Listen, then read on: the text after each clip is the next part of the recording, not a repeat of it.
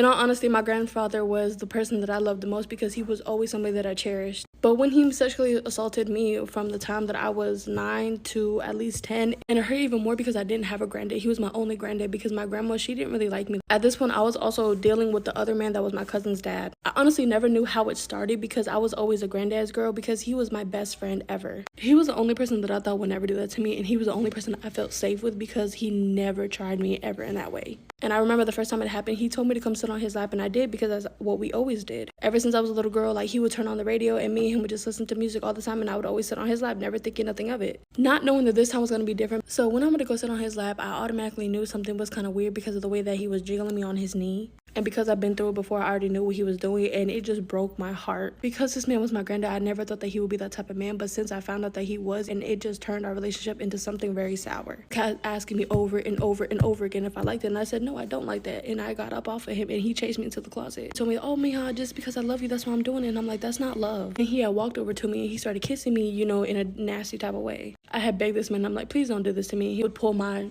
shirt just to see things, and then if he didn't get to and I fought really hard, he would just get mad at me. He would be like, oh, you don't love me? And I'm like, I do love you, but not that way. And then he laid on the carpet with me, and then he proceeded to kind of give me at the time, and I didn't know what was going on, and I just freaked out, and I just ran into the corner, and he was just like, oh, this is gonna happen every day, you'll like it and you'll see. And I'm like, I don't like this. And I screamed, and my mom came in and she was like, what's wrong? And I'm like, oh, he did this. And my mom looked at me like, oh, whatever. She laughed it off and she walked away. My granddad came over, hit me in my head with his knuckles, and said, if you tell anybody, I'm gonna hurt you. I still kept telling everybody, and he still kept hurting me. And my biggest fear was because my mom would leave my brother and my sister with this man, and I would always ask my sister, did he do anything to you? Did he touch you? Did he make you feel weird? And she was like, no, he just hits me with his knuckles on my head.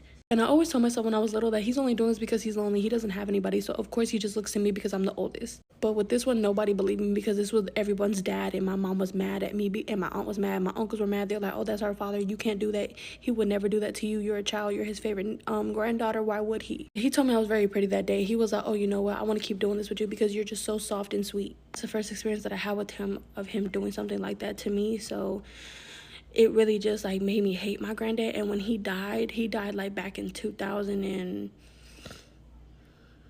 I want to say 12 or 13, and I didn't shed a tear. I was actually happy he was gone.